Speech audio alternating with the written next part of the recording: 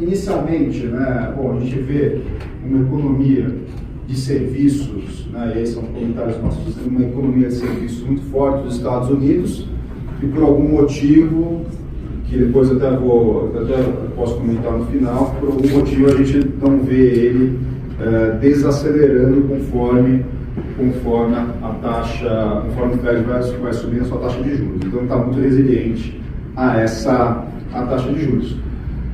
Um segundo ponto que a gente também olha é que a gente vê que o mercado de trabalho industrial voltando aos Estados Unidos, né? Ou seja, o ideal seria que os Estados Unidos delegassem isso com a China e tal, mas talvez por questões geopolíticas está voltando o mercado de trabalho industrial para os Estados Unidos. Isso pode gerar algum tipo, não sei, eventual capex boom, enfim, mas é um ponto importante e que a gente tem que parar para analisar. Outro ponto relevante é a produtividade, né? Então, essa produtividade a gente vê que ela vem diminuindo ao longo dos anos, e ela tende a cair mais, talvez, até por esses pontos que a gente colocou, né? O movimento de desglobalização, né? A própria sobreposição de indústrias, com isso voltando para os Estados, com as indústrias voltando para os Estados Unidos, né? E a própria demografia também. Então, a gente tem uma questão de produtividade no meio do caminho, né? E aí entrando também na questão de produtividade, né? O quanto que as pessoas hoje são produtivas em relação ao passado. Também acho que é uma questão de trabalho, do mercado de trabalho que pode estar em algum ponto de transformação, né? Inversão das curvas, né? Então é um indicador, né? A gente só está colocando coisas fortes aqui, mas é um indicador, né? A inversão das curvas, né? A taxa curta pagando mais do que a taxa longa, né? Então o mercado olha isso e vê isso como um indicador de recessão, né? Então historicamente pós-guerra, quando as curvas elas cruzam, tem um indicador de recessão, então todos os gestores acabam olhando isso. A gente vê também gastos com defesa, né? Então nessa pós-Ucrânia você vê os países aumentando seus gastos com defesa, e no meio do caminho a gente tem o QT, que, né, como é que vai se comportar o QT aqui no meio do caminho, né? Então é mais um ponto que a gente olha aqui, se a gente tem talvez pontos mais inflacionários do que pontos deflacionários. E a gente realmente fica um pouco preocupado quando olha para esses pontos, né? E aí uma pergunta que eu acabo às vezes me fazendo é, mas a gente tem realmente, quando a gente olha a inflação, o setor de serviços ali realmente continua jogando a inflação para cima americana, e será que o mercado de trabalho está em algum tipo de transformação que os modelos não conseguem enxergar? Então, e talvez seja por isso que toda hora surgem surpresas na questão inflacionária nesse ponto. Então, isso realmente é uma pergunta, né? Assim, pós-Covid mudou a dinâmica de trabalho de muitas pessoas, né? Será que é isso que está fazendo com que os modelos atuais não peguem uma potencial alta de inflação? Então, dito isso, né? Dito essas ponderações, né, e sem ter feito revisão depois de ontem o Paulo ter falado, a gente ainda acredita que pode ficar essa taxa terminal 5,5, né? Então acho que é sendo bem incisivo aqui, mas talvez quem sabe até perto dos 5,75, né? Enfim, a inflação americana, ela realmente está tendo surpresa. Depois, quando a gente olha todas esses pontos, realmente acaba ficando com um pezinho atrás, né? Lembrando também que o que tem o principal comprador nos estudos do Tesouro é a própria China, né? Então, como é que vai ficar também essa nova dinâmica no mercado também é difícil prever. Sobre Brasil, vou até me alongar um pouco mais nesse slide, né? Primeira questão aqui, o novo arcabouço fiscal, acho que é a principal pauta principal pauta Brasil é isso, né, novo arcabouço fiscal, se ele é crível ou não, né, tem algumas pessoas que colocam aqui, PEC 45, PEC 110, né, que a gente pode pensar se isso vai aumentar ou diminuir a receita, mas o novo arcabouço fiscal eu acho que é o grande tema do ano, né, muito em função de que provavelmente, né, se a gente não conseguir cumprir o teto de gastos, será que esse novo arcabouço fiscal ele vai vir de alguma forma com algumas válvulas de escape, e o quanto que o mercado vai acreditar que se a gente não conseguiu cumprir com o teto que estava na Constituição e tal, estava extremamente amarrado, o quanto que a gente consegue cumprir talvez um novo arcabouço, né? Então é complicado. Outro comentário,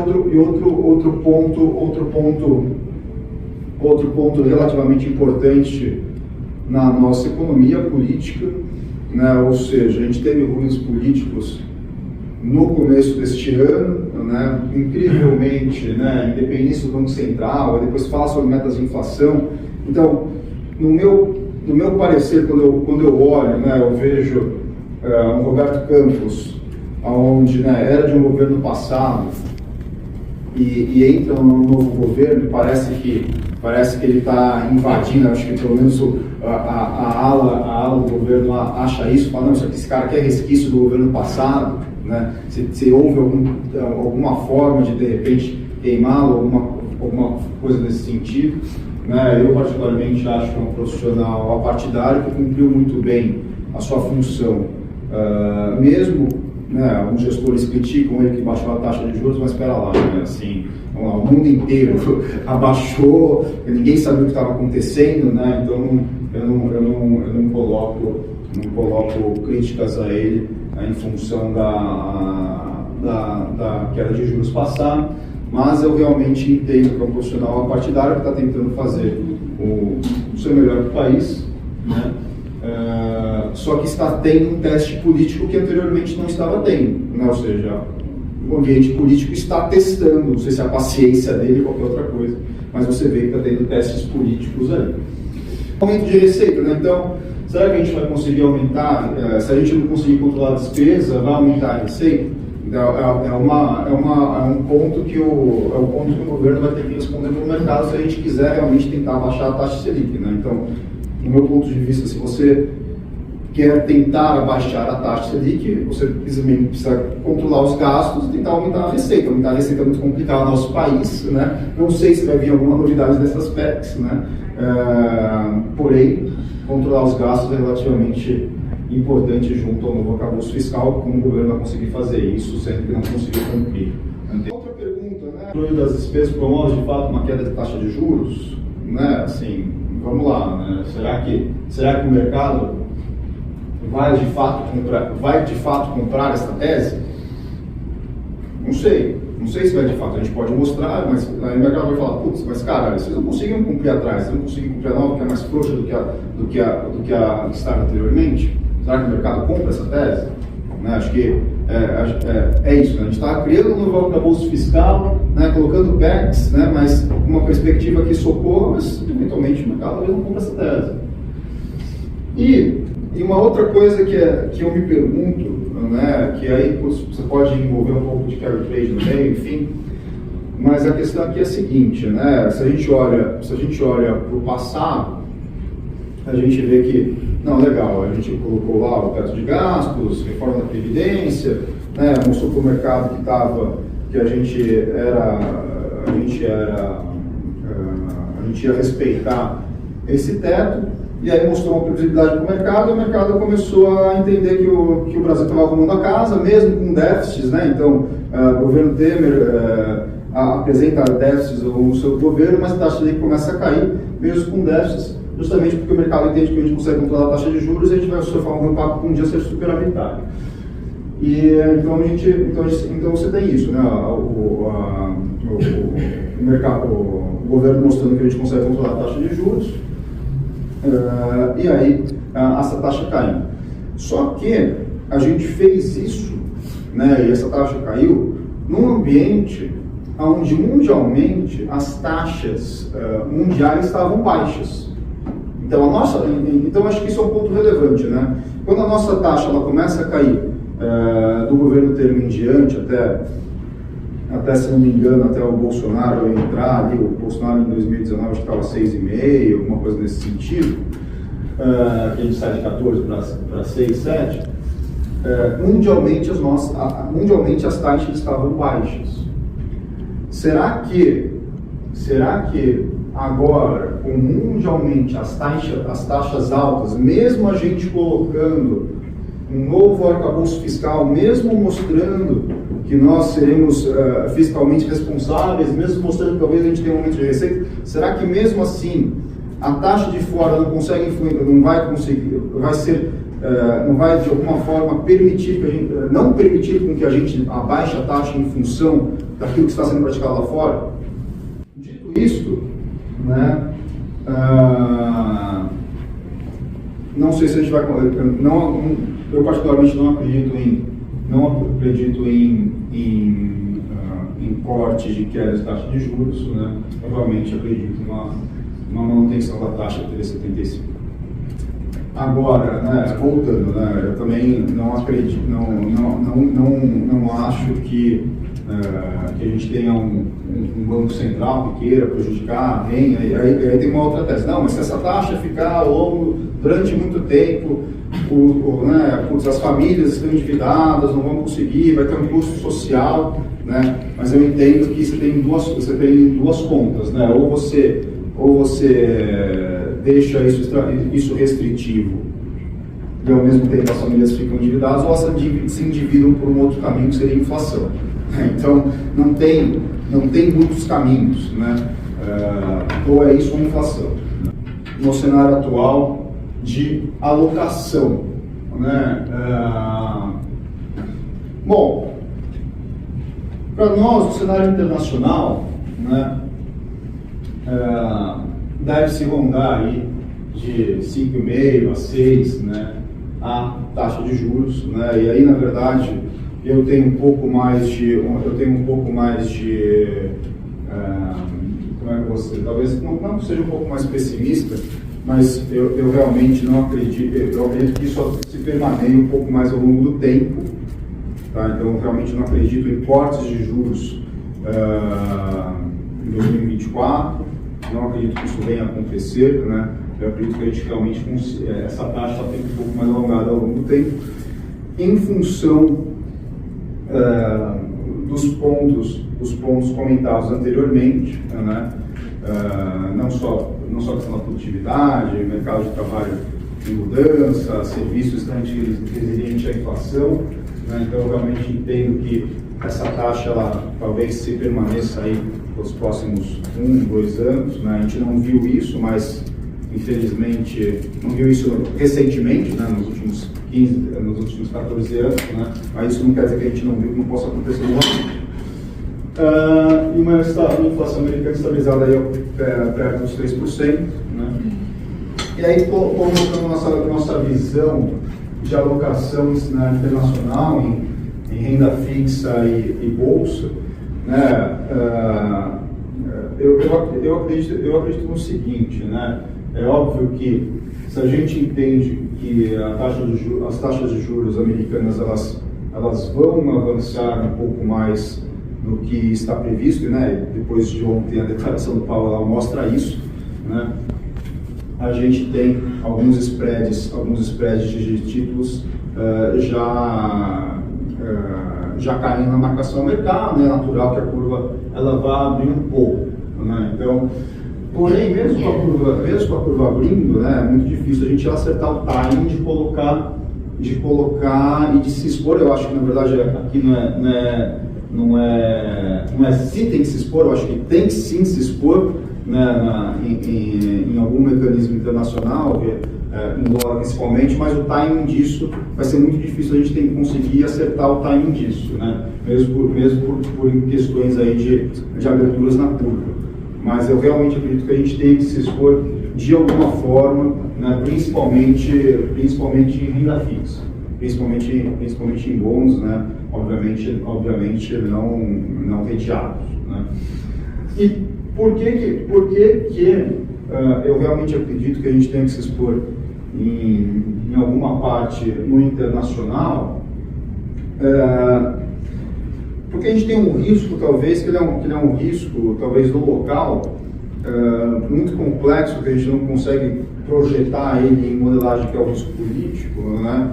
Que vamos supor que tem uma outra gestora ali que fala, não, realmente a taxa ela tem que cair, enfim, o custo social de manter uma taxa dessa é muito alta, vamos na marra, tentar cair, enfim, ou se tem outro custo político de sai um presidente do Banco Central, enfim, a gente tem coisas que eventualmente a gente não consegue prever.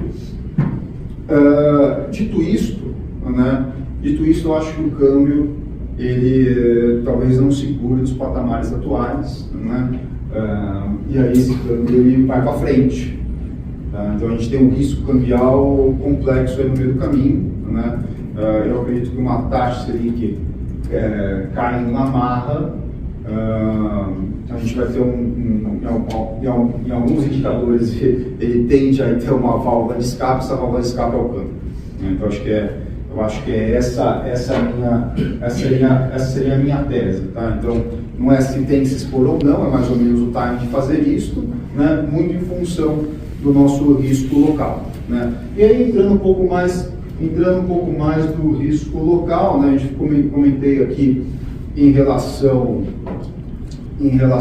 ao arcabouço fiscal, que está para sair, né, em março, na teoria, né?